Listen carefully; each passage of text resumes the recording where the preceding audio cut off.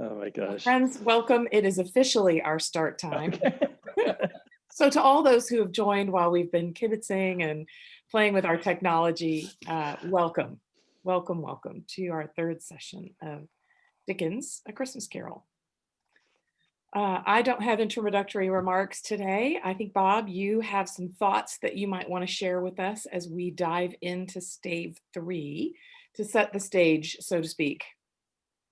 Well, there was a wonderful question that was asked at the end of the last session, and we said that we'd come back to it. And how could this all happen in one night and still there be 3 nights and maybe more nights? Because as Roy pointed out to me, there are 12 nights of Christmas and Christmas presents. So that's a lot more nights. And so I thought I would just say a few things that'll seem very far removed at first, but then try to tag them in to the overarching temporalities that apply in the Victorian period and to this book. So if I can get my little chart up on the screen, Mother Rebecca. For sure. Give me just a moment here. The Greeks, and I don't know very much about the Greeks, but the Greeks had 2 words for time, and one word was chronos, chronos, and we have that word still in things like chronology. Logos means writing or word, so the writing of time, chronology, and chronology is day by day by day by day. That's what all those A's are. It just goes along day after day after day. We're in kind of a chronos time with COVID-19, and we were laughing before we turned to all the audience about just the way in which the days are almost inseparable. We can't remember which day something happened because it's been the same all along, you know? And then kairos, K-A-I-R-O-S, is the word that comes down to us as crisis. That is, it's a particular moment when suddenly time changes, something happens, something jerks you out of that day, and into something else. And so you'd have day, and a crisis, and the new normal would be different from the old normal. So then you had B crisis, and then another change, and C crisis. So in Chronos, you've got a literal and progressive undistinguished kind of procession. And with Kairos, you have special moments that and befores and afters. Kairos moments are what call eras. I remember this era before I got married, and then it was a different era after I got married, or 9/11 changed all our lives forever and in many, many different ways. So those 2 kinds of time collaborate with one another and collaborate in our capacity to conceive of time and to remember time. In a way, the Ghost of Christmas Past was picking out the kairos elements in Scrooge's past. We didn't see him every day in the counting house. We didn't see him every time he went out on a date. We just saw the moments when something broke, something make a difference, whether it's Fezziwig's ball or the night of Marley's death. And oddly enough, as I got to thinking about the second stave, these events that we see, these crisis moments in Scrooge's life, are about every 7 years. He's a young boy in school in the first one when he's reading, so he's got to be old enough to have read. He's maybe an adolescent at the point where he gets taken back into the home by Fran. He's certainly in the apprentice years between 14 and 21 when he's at the Fezziwigs, and then he gets started in his business and breaks up with his fiancée. And then you see him on the night of Marley's death, and that is 7 years ago from the opening of the carol. So there's just these sort of kairos moments. And Fred kind of says it all in stave 1.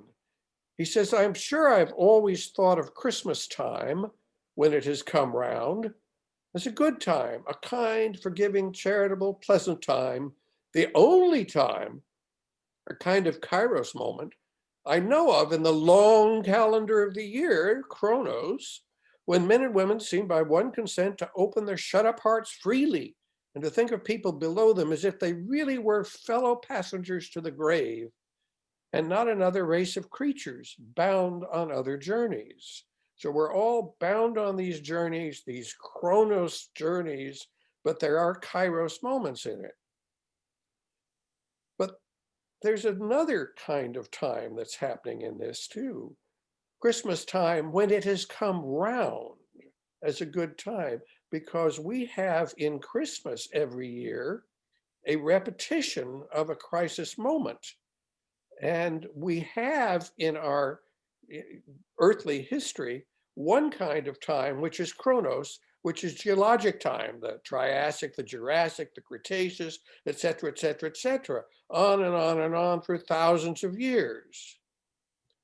But in religious time, if something happens at a particular moment, one tends to date one's life from that moment. Jews date life from a calculation of when Adam was born. And so there are 5,000 and 6,000 years in the Jewish calendar, for example. Muslims date it from the time of the coming of Muhammad. And we date it from the coming of Christ. So our calendars, and in fact, world calendars now, date our time on earth, BC, before Christ, and AD, Anno Domini. So, and what we're talking about in Advent is these three times of Christ's coming: in the past, in the present, and to come. And those are those kind of kairos moments in a chronological progression of time. So that is the largest kind of overarching context.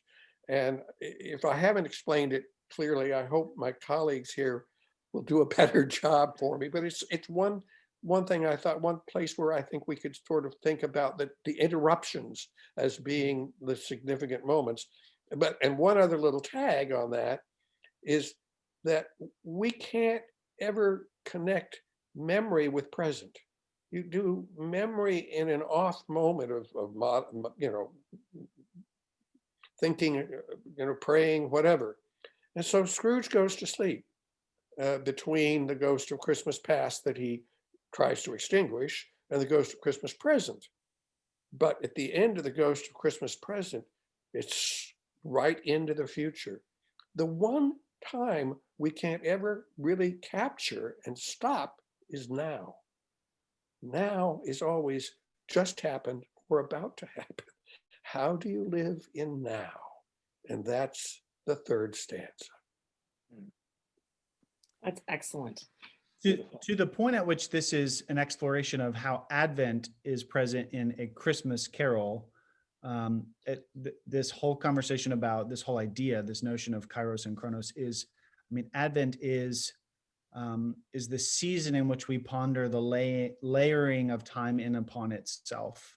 So Advent means coming, and we are invited to consider the coming that happened and the coming that is still going to happen in the future of Christ in the eventual day, but also the coming that happens to us pervasively and perpetually in and amongst our community in the ways that Christ is made known now. So Advent is this understanding in which Christ came and will come again and is coming even now.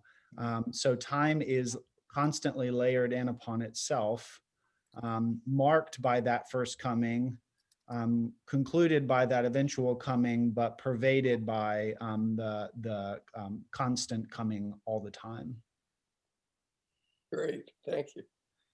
Harking back to that very last question before we dive into this third stave, as if I recall the question correctly, it was about trying to understand if what is happening is truly happening. In other words, that there's this strange playing with time that Dickens is doing in the midst of the narrative, such that Scrooge goes to bed on Christmas Eve, and at the end, spoiler alert, wakes up on Christmas morning. But in between the going to bed and the waking, he experiences a cycle of 3 days. Right? Maybe more. He makes Well, yeah, because it's 12 days in stanza 3. Yeah. okay, Yeah. good point. So but he wakes and meets a new spirit on 3 new days. And then with the spirit that we're going to talk about today, he spends 12 days. So it's like for the whole rest of the world, time is totally frozen while he undergoes this transformation. And he'll say that in the fifth stave. Oh my God, they did it all in one night. They did it all in one night. I mean, it's because that's not the plan. When Marley comes, he lays it out 3 different evenings, right? And so Scrooge is just absolutely over himself that he actually is able to experience Christmas Day when he wasn't expecting. Yeah, he didn't miss it. Oh, right. We can read all this in one day or one night. So we ourselves have gone through the Scrooge experience of seeing all these times in our present. Absolutely. It's like how every year for Roy. Kairos and Chronos, right? I mean, it's like, right, how can it happen all, how can 12 days happen all in one night? Well, it's interesting, right? Because 12 days can in fact happen for Roy, 12 days can happen just about 30 to 40 minutes as I read through this stave. And so it's the nature of literature itself that it's a funny time thing, right? And so it itself, and yet again, to go back to one of my very first points, the whole point of this story is in fact not Scrooge, and it's not Marley, and it's not spirits. The whole point of this story is Bob and Roy and Rebecca and Casey and anyone who reads it. That's where the real meaning of this story lies. And that's something wonderful. Nothing wonderful can happen. Exactly. And wonder is what you can't explain. Wonder escapes explanation. I mean, there's no explanation for Jesus in some ways. I mean, it's beyond our credibility. That's right. That this could all happen. And we've all been reading about it and writing about it for 2,000 years. I would love to stick with that, Roy, for just a minute, because that's one of the things about this particular stave, that moment, and it's a pulling at the heartstrings moment, right? The moment when Scrooge is sort of seeing Tiny Tim and having, his heart plucked, as is the reader, by this weak and sickly child. And Scrooge is sort of feeling sorry for him, and he says, "Oh no, kind spirit, say that he will be spared." And the ghost of Christmas present says, "If the shadows remain unaltered by the future, none other of my race will find him here. What then? If he be like to die, he had better do it and decrease the surplus population." Scrooge has this moment, not altogether unlike the moment he has with Marley at the beginning, where he's like, "Go easy on me. Like, you take care of it," or whatever. You do the thing. Here again, he's saying to the spirit, like, somebody do something about this. Somebody fix this. Isn't this going to end up happy? And it's this moment at which you realize that, as the first spirit said, the whole thing is about his reclamation. And you realize it's not really only his reclamation. It's not only about his personal and unique transformation, Scrooge's, that is. It's not, to your point, Roy, it's not only about you, Scrooge. It's about Tiny Tim. It's about the children lurking within the Ghost of Christmas Present's robes. It's about all of the people down in the mine. It's about, the guys out on the ship. It's about all of it. It's about the whole sort of like, it's about the whole world. That the reclamation in mind is not just one person, is not just you. So I think you're spot on with that. And it's not just in the 1840s. It's in fact in 2020. Absolutely. Right, for sure. It is really about us as readers too, and our responsibility to, it's not somebody else's job to fix Tiny Tim. It's not going to happen magically. Like, the spirit waves his cornucopia over it, but it doesn't like cure the system of poverty.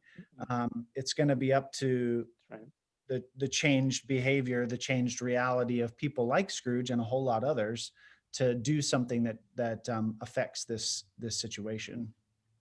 it's really funny, right? Again, for me at least, the central image of this stay, for me at least, is that ending with the two children, right? And it's because Scrooge looks at them and he looks at the spirit and he says, "Are they yours?" Yeah. Right? No, they are man's, right? They are humanity's. Yeah. That's who they are, right?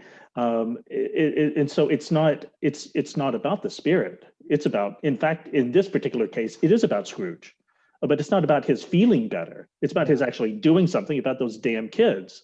Excuse my language, right? It's doing something about it, you know. So yeah. So, and I don't want to harp completely on this, but this is such an important point. I'm so fascinated when I went back to find, not that I can show you any of these video versions because my stupid thing won't work, but I went and visited a bunch of the cinematic depictions of A Christmas Carol to look for how various film adaptations show the ghost of Christmas present, unveiling ignorance and want. And a number of them do not include it at all. Right. So it's this idea in which, in the sort of popular Christian mythology of an American nation, your faith is only about you. It is about your decision. It is about your salvation. It is about your personal relationship with Jesus, and that's it. And whether or not you have that individual choice and that individual salvation. And so when you read A Christmas Carol, it's all about, is Scrooge going to be saved or is Scrooge not going to be saved? And isn't this such a good story about a person like being saved? Except that's not what Dickens is actually trying to, the point he's trying to make is not only about Scrooge. He's trying to like lay claim to a bigger kind of reclamation than Scrooge's personal salvation. He's trying to sort of influence the whole world. And I just find it so telling that these cinematic depictions omit that entirely and focus in exclusively on Scrooge and what happens to him uniquely.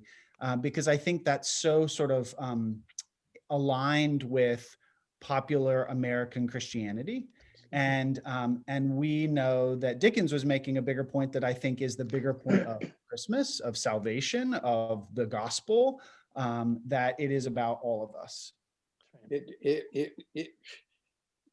1840s was a terrible time in Britain, and in the early part of that decade, there were a lot of mining accidents, and Parliament began inquiring into the condition of the working people. And Queen Victoria was very interested in this and was very much promoting a thought about changing some of these conditions. And Dickens kept saying from 1841 on that he wanted to write some hammer blows in favor of the poor and their conditions. And what worried him most of all in the mines and manufactories of Britain was there no education.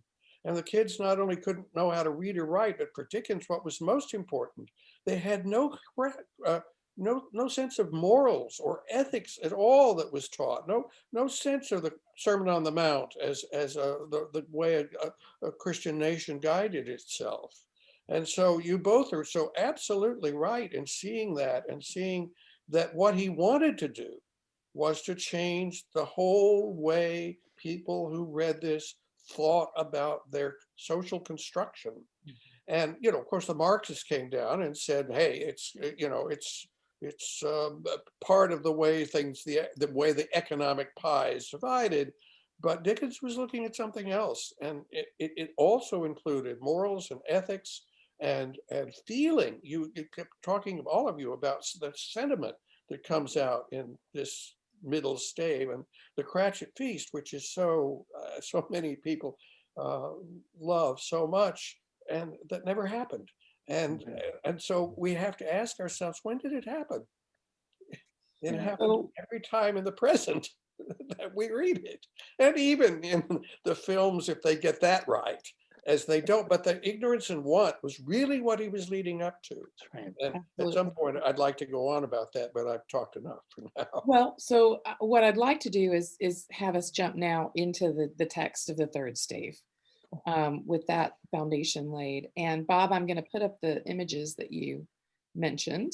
I'm going to share the images that you wanted to talk about. Does that sound? This is just quick. Yeah. But here we are. That first image with, as you guys have pointed out now, the face in the candle, which is to be anticipated in the face of the Ghost of Christmas Past. But this is Marley's reception room, it would be called. It's the front room, or the, the living room, but he doesn't live much in his house. And you'll see a stone fireplace, great petrification of a stone fireplace with the hearth and the little coal fire and the mantelpiece and the paneled wall behind and the chair that Scrooge is sitting in and the little bowl of gruel there. And I can never tell whether that's a puff of heat from the gruel bowl or it's just a design in the arm of the chair, the back of the chair, and a candle, a big candle, which is glowing in its own right, along with Marley. And if the candle is also speaking to all the other spirits that Marley is in touch with there, that's really cool. And his coattails are flapping. So this is the first visitation. And the wall is solid behind, and the table is there. And you have Marley on the right and Scrooge by the fireplace. Okay. And not much on the floor. All right. Second. Let me just go forward. There you go. There we go. Now Scrooge is in the place where Marley was before, and the bowl of smoking hot liquor is in the middle of the table, and the ghost is sitting in the place where Scrooge's chair would have been, and the fireplace is just roaring with heat and light, and the torch, which doesn't really look much like a cornucopia, but the text says it did, and the holly up above. But then here's all this food below, and I'm still not sure what this thing at the very bottom is. It's got a rabbit's ears and it's got an upside down leg on the other end, and I've looked at it and looked at it. If anybody can figure it out, help. But there is an enormous part of this third stave that's about eating. Eating. We go through the marketplace, and the onions wink at the ladies that go by, and all sorts of things. This is abundance. Yes. This is enormous abundance. It's all there, and it comes out of the torch when Scrooge and the Ghost of Christmas Present go around, or out of his hand. He sprinkles a little thing on people, and we're going to want to think about that, because this is the refutation of the pie theory. Mm-hmm. There is plenty for everyone, and variety among other things, and this stony fireplace behind. And next week we'll get on to stones, I hope. But that's a really wonderful image. And John Leech didn't read very carefully. The illustrators for Dickens's Christmas stories never really read properly. And John Leech painted the watercolor design for all the colorists with a red robe on the Ghost of Christmas Present instead of the green one, which has such significance. And the Morgan Library in New York has that painting. And when they do a Christmas book exhibition, they blow it up hugely, the size of a door, with this red robed feature. And so sometime, if anybody gets a chance to go to the Morgan Library at Christmas when they're doing that, it's really quite a stunning change. But there it is. And I just want you to keep all that in mind as we. But as Father Michael, in one of his questions so poignantly focuses in on, within this extravagant abundance, which is the sort of constant theme of the whole stave, lurking within the robes of that bearer of extravagant abundance, hidden behind the robes, is want and ignorance. So somehow what we see is the abundance, but concealed within it is the shadow side. I mean, we talked about this in our preparatory things about this whole Malthusian philosophy, that there's only so much and there's going to be overpopulation. And so we've got to dole things out carefully, right? And the third stave is, yet again, just like Bob said, is a refutation of that. In fact, there is plenty. There is plenty of food in I'm talking about right now, 2020. There is plenty of food in our world. And yet there are hungry people. Yeah. And so the question isn't, oh, how can we make more food so that there can't be any hungry people? The question is, why is there hungry people when there's so much food? Right. Well, there's the end of the stave right there. Yes. Whose are they? That's They want. are man's, right? That's want, but the bigger danger is ignorance. But actually, in this stave, there's want too, Mhm. and it's the Cratchit dinner. I think you might want to talk about some other things before we get to the Cratchit dinner, but then let us look at that. The thing that struck me as I started focusing on this image, Bob, as I read again last night, having known that you wanted to refer to it, is how different Scrooge's behavior is from the morning when he wakes up with the first spirit, and then the morning here in stave 3 where he wakes up to this spirit. So if we remember back to stave 2, Scrooge is huddled in his bed. He's not sleeping because he's terrified this spirit's going to come.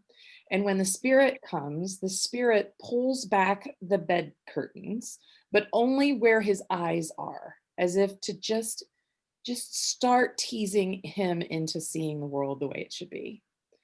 And he goes quite unwillingly with that spirit. In stave 3, Scrooge himself pulls back all the bedclothes. So there's a change in his behavior right from the beginning. And then the spirit doesn't even come in to his bedchamber.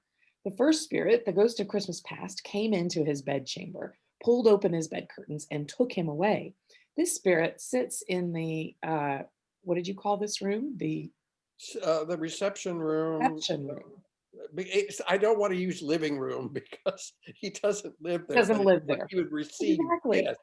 But Yes. this spirit sits out there, and Scrooge waits and waits and waits, and finally decides to get out of bed and go and look. And it's like a child who waits and waits and waits in bed on Christmas morning and goes out and opens the door and cannot believe what they see. And he looks out into his reception room. He cannot believe the abundance he sees there because he's never lived that way. It's really fantastic.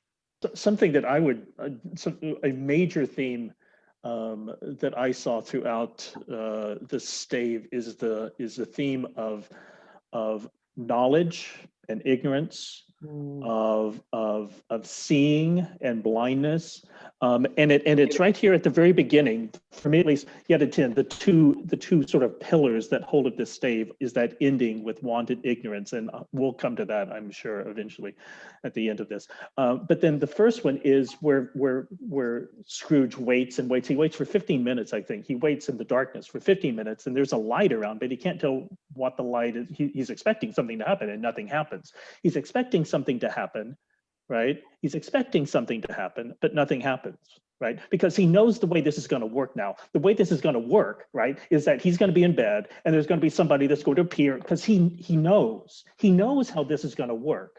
Yeah. No, he doesn't know how this is going to work. That's the whole point. He doesn't know. In fact, by the time we get to the end of the stave, we notice that, in fact, Scrooge doesn't know much at all. Right, and so he gets up finally. He goes right to the door, and he comes in, and this is the first thing. The first thing that the spirit says to him is, "Come in," exclaimed the ghost. Right, the first spirit came to him, but this one demands that he come to it. Right, "Come in," exclaimed the ghost. "Come in and know me better, man." Yeah. Notice. Know me better, and then again, there's so much there, but know me better, man. Notice at the very end, are these yours, spirit? They are man's. Right? Come in and know me better, man. Scrooge entered timidly and hung his head before the spirit. He was not the dogged Scrooge he had been. And though the spirit's eyes were clear and kind, he did not like to meet them. "I am the ghost of Christmas present," said the spirit. "Look upon me." And Scrooge reverently did so. You see, Scrooge loves to be ignorant, right? He loves his ignorance. He loves not knowing, well, anything except money, right? But the thing that happens in this stave, and the thing that strikes me literally about this stave is that there is so much that's not about Scrooge. I mean, it sort of comes back to Father Casey's point, right? Yeah. I mean, it sort of comes back that there's pages and pages and pages of just, in the second stave, it was always about the interaction about how Scrooge is understanding this. But in this one, it's just talking about the stores. It's just talking about the Cratchits. It's even talking about lighthouses and ships. It's talking about the nephew. It's talking, and it just goes on and on and on and on, not about Scrooge, because in fact, Scrooge is the one that's having to watch this, and he's having to learn it because he doesn't know that these things are happening. And so in fact, he's at the very end, right? We have want and we have ignorance, and the ignorance is the boy. You know who's really ignorant in this stave? Oh, Scrooge. Scrooge is the ignorance. So yeah, so anyway, I just love that at the very beginning, come and know me better, man. There it is, right there. Whew. It's a good thing. Shall we pass the offering plate around? That's what I was thinking. You know, This gets beautiful. again, I'm wishing I could show you these clips. Thank you, Barbara, for pointing out that copyrighted material can't be shown on Zoom. But the Jim Carrey, the animated version, he just nails that sentence. It is filled with gravitas. It's not warm. It's not like, come in and know me better, man. It is kind of threatening. Absolutely. Even Absolutely. in his joviality, even in his like hyper Christmas abundant joy, the invitation to come in and know me is just there. It is laced with a sort of subversiveness that is really great, and I think was what Dickens had in mind. It's even in all of the scenes, right at the very end, right before the wanton ignorance, at the very end, it says that they go through, and again, this is just a sampling of where they visit, right? So this is just a few, but wherever they go, whether it's a bedside, whether it's a jail, wherever it is, it's always a happier place after they visit. Every scene ends happier, except for stave 3. Right? Stave 3 does not end happily, Yeah. right? Because yet again, yeah, he's by the end of the stave, he's not so ignorant. Yeah. He actually knows about things. And for me, and I'll just go ahead and tell you, me, myself, when I got to the end of the stave, I was almost in tears. I realized how ignorant I actually am about many things. And again, I don't want to derail this, but how ignorant I am about so much of this world. So anyway. Yeah. And I've loved being a part of your parish because of the ways in which you keep reminding us of our duty and our obligation to reach out and to help food pantries and all of these other things. We really seem to be trying to make our effort count in the larger world. Could we look at the Cratchit Christmas? I think we must. Yes, I think we must. Because it's in a sense, you know, if you were an economist, you could really criticize this Christmas, and many did. But it's making do is all that Christmas is. And it is a game of gain and loss repeated throughout the whole time. First of all, Martha hasn't come in from work. She's working Christmas morning, cleaning up from the milliner's shop, and comes in exhausted, and and then Dad's about to come in with Tiny Tim, and they say, "Go hide, Martha." And when Bob comes in and he says, there's a declension in his voice. "Martha not coming on Christmas Day?"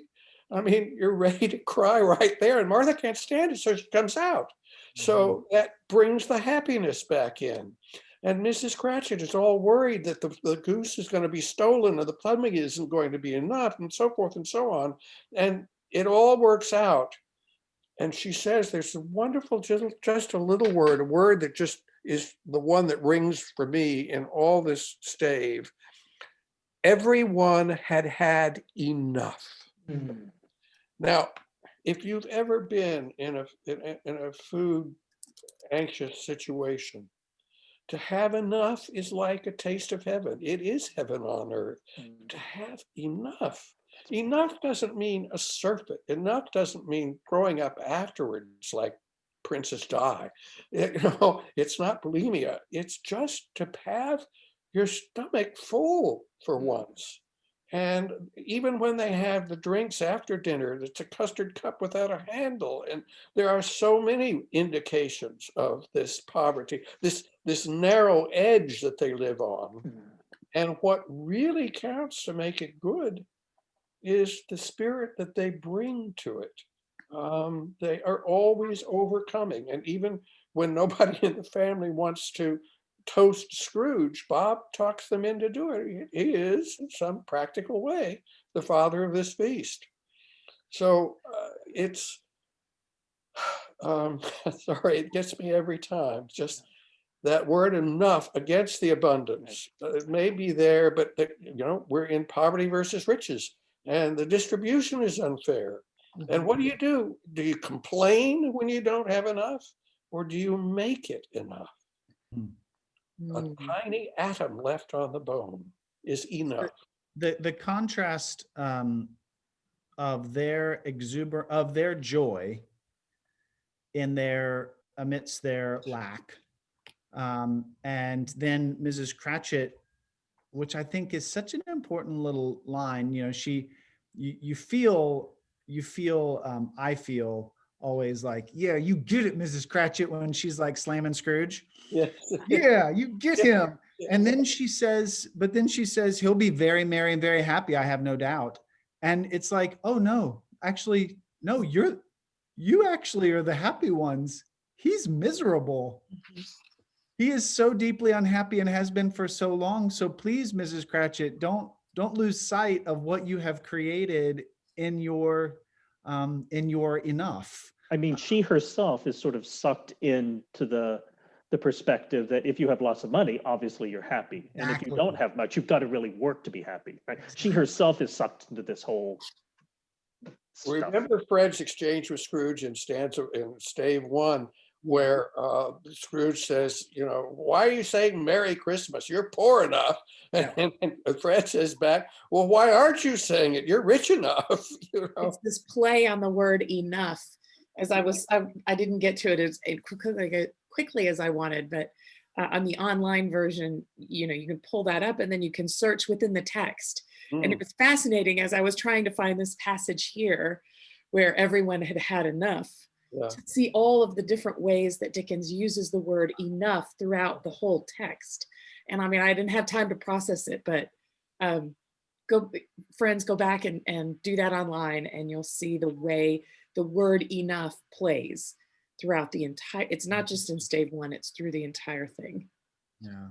And it again is at the center of that household economy competition in the 19th century and in the 21st century, which is whether it's a good thing for the poor to have enough. Then they will reproduce and, be hungry mouths at the pie. So don't give them too much. Yeah. Poverty is the way we control the ownership of goods. Yeah. I find Tiny Tim is obviously such an important sort of like iconic figure, right? So playing again on our heartstrings, and certainly heavily influencing Scrooge's own trajectory.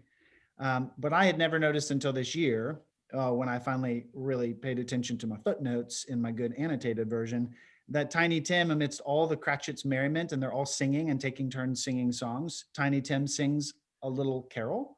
And finally, I paid attention to the fact that no such carol is known to exist. He sings a song about a little boy lost in the snow. That's right. Which is such a downer.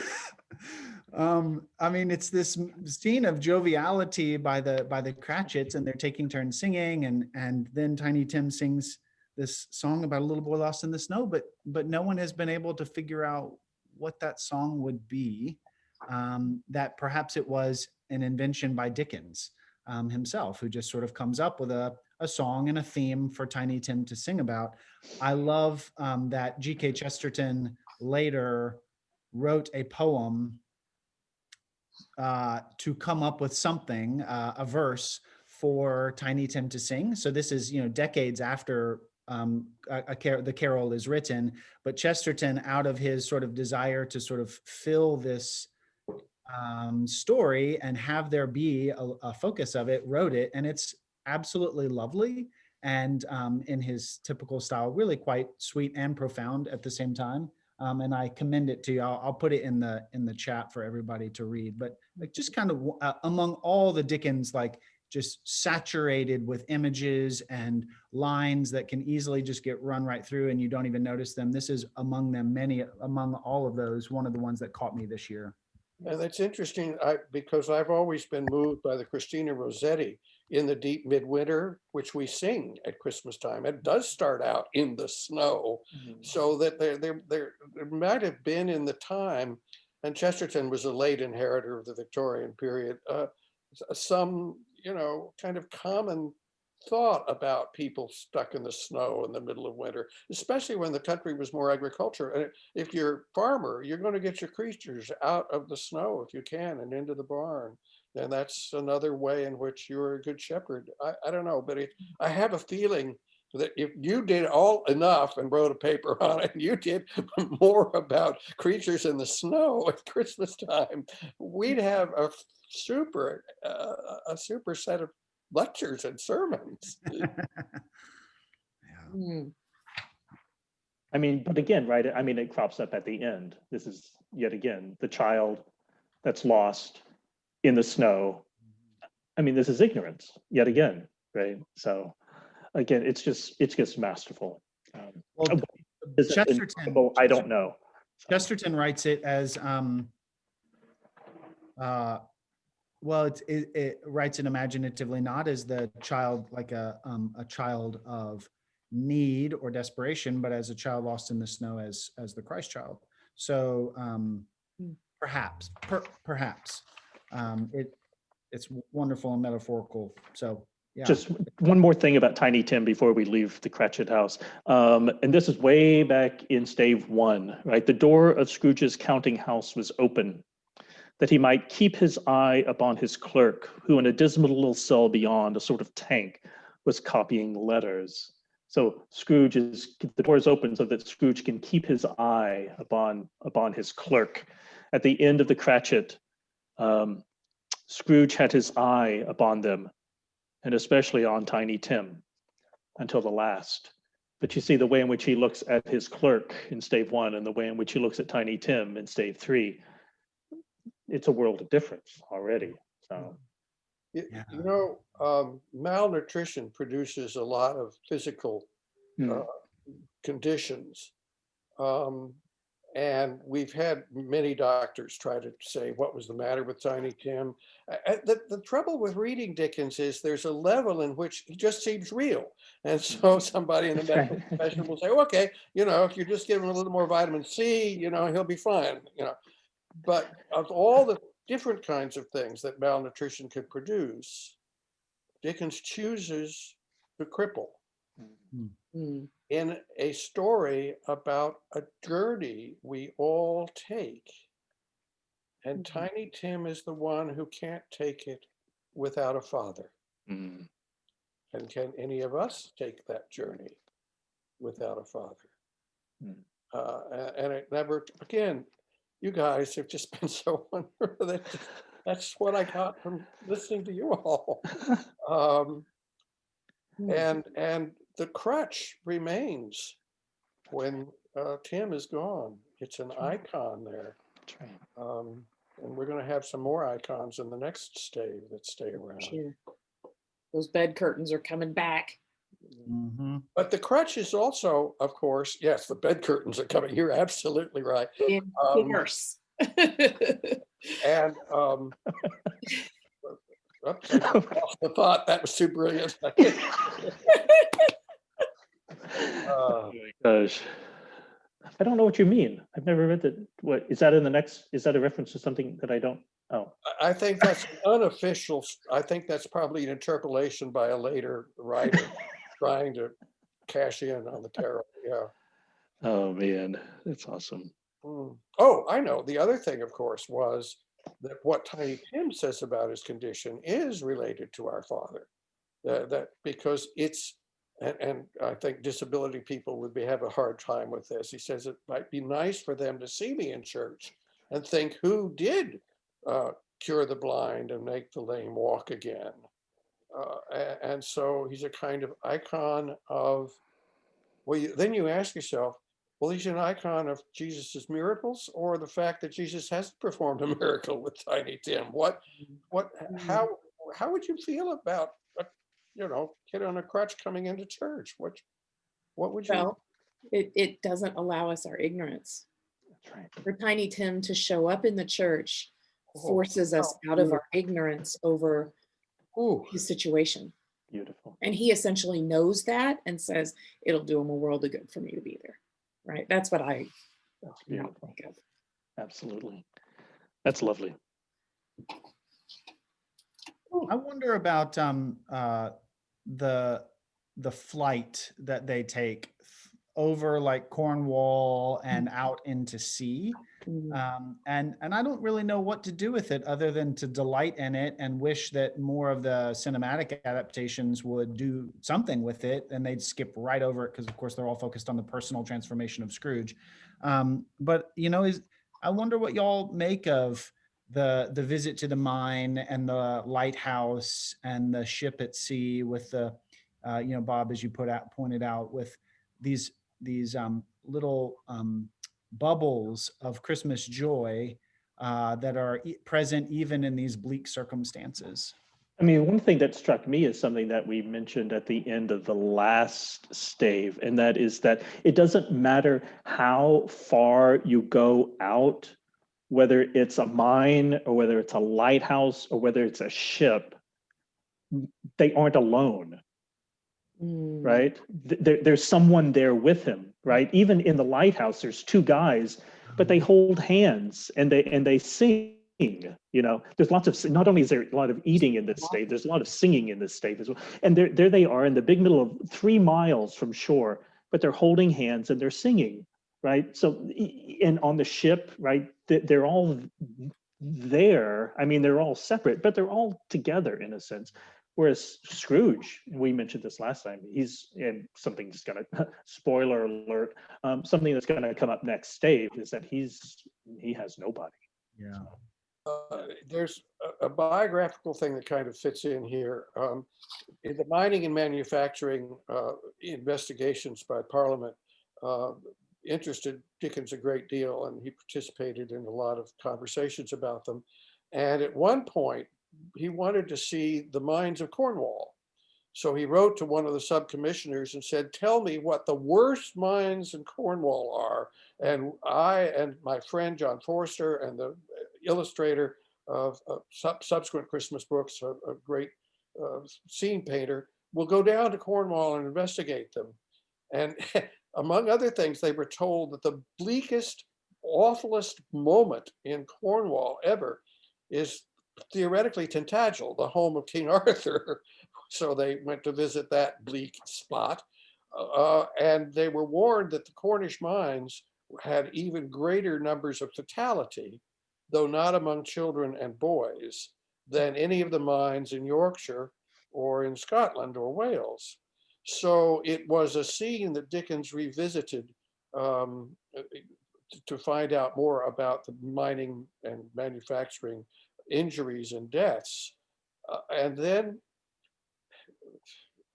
I've written some about this, Dickens is trying to single out the individual and the way in which an individual's fate is of importance to and related to the fate of everyone.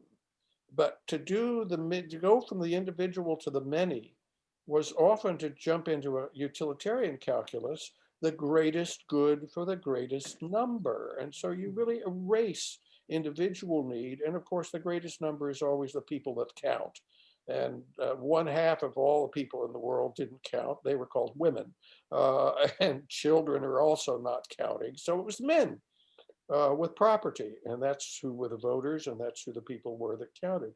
So Dickens tries to find ways throughout his life to talk about individual lives that are never eclipsed by the generality, but to show you the multiplicity of generalities, all doing something the same. And Jared Manley Hopkins has a wonderful poem about that.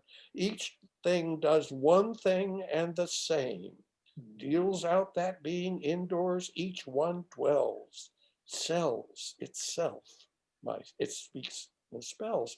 And so Dickens can have that individual and at the same time say, look, this is going on all over the world. Mother Rebecca. Declining numbers of people, right? He, in these visits where he's showing him all over the world, he's showing him, Right. you know, a mining camp, and then he's showing him a ship, and then he's showing him a lighthouse. Right. And he's, you know, defeating that. It's only where the greatest numbers are. Right? I'm sorry. Would it be possible for you to bring up the image of the children at the end? Yes. There's something that, again, this time reading it through, I'd never really paid attention, I'm sorry to say, but I'd never really paid attention to the images. But the image at the end of the, oh, don't do that one. Yeah, that one. Just note, again, I had never noticed that, in fact, there's the children in the front, but in fact, in the back are the factories. And so what Scrooge, it's like, well, where are these children? Well, in fact, they're right back there in the factory. They're not, in a sense, they're everywhere. They're all around you, Scrooge, you know. And yet when he pulls open his robe and he shows them there, suddenly now he sees them, because he hasn't seen them before. He's been blind to them. He hasn't known them. He's not even aware of them. But here, I just love that juxtaposition of we have the and there's the individual, and there's the mass, right there in that picture. I love it. So. That's very neat. And there is one little modification, because we noticed in stave 2, Scrooge is melting and softening. And he asked the ghost of Christmas Present when he's in the reception room, what was there, a claw or something underneath the robe at the foot? And the ghost said, you know, that's good. Very few people have been curious enough to ask about what these indications are. But let's leave that for the present. And so let's leave it for the present. But the way that Scrooge travels with this spirit is by touching the robe. He takes the arm of the first spirit. But in every time that he moves from place to place to place with the ghost of Christmas Present, he touches the robe. And I can't help but think of how if we will just reach out and touch the hem of Christ's garment, we will be healed. There's the repeated touching of the robe continues to help open his eyes, it seems to me, until finally he touches it and it pulls back and he sees it all. Ignorance and want. And I'll go ahead and take my stick and beat the dead horse that I've beaten before. But it's like when the children are revealed, in fact, they're not, in fact, the picture isn't completely accurate, because in fact they are from the foldings of his robe, it brought forth 2 children, wretched, abject, frightful, hideous, miserable. They knelt down at its feet and they clung to the outside of his garment. So just like Scrooge clings to the garment, they cling to the garment, because in fact, who are the ones that need something? Who are the ones that are ignorant of something? Well, it's Scrooge himself. In fact, he's looking at a mirror himself. Oh, God, I love this book. Why isn't this in the Bible? You wanted to replace Roy Heller wrote the Bible. I'm glad they don't let you loose with the New Testament in theology school. At the next Global Ecumenical Council, Roy, you can press for its inclusion in the canon. I'll make a motion. Yes, indeed. It is unfortunately time for our a third session to draw to a close, stave 3. We will pick back up with stave 4 and all of its haunting. It's the most ghost-like of the 3 spirits in the sort of contemporary traditional spooky sense, and also continues lots of Dickens's themes. Anything that y'all are looking forward to talking about next week? I've never read it, so I don't know. I need to take a look at it. I have a stony heart for next week. A stone. Oh, so pay attention to the stones. Just a couple of questions as we think throughout the week that we haven't had a chance to address today. Sorry about this, friends, but Scrooge seems surprised by Christmas presents sprinkling blessings on poor people and seemed to think they should go to rich people. So is that a part of the Victorian notion of resource management? Just pegging these for next week. We don't have time today. The other is, what does it mean? Oh, and I love this, that Bob Cratchit is finally named in this stave. Yes, no one's been named up to this point. And among others, Bob Cratchit finally is this stave. So Diana and Ed Cooley posted that. Good catch. Those are important things to attend to, and we will talk about those more next week. Although in the first stage, he has 15 bob a week as his salary. Yeah. And so he's commodified. That's right. His name is commodified in the first stage. That's beautiful. Oh, friends. All right. Well, we'll pick it back up next week. Go in peace to love and serve the Lord. Thanks be to God, indeed. Thank you all, boy. Hi, friends. Yes. Thank you for the audience. Indeed. Mhm.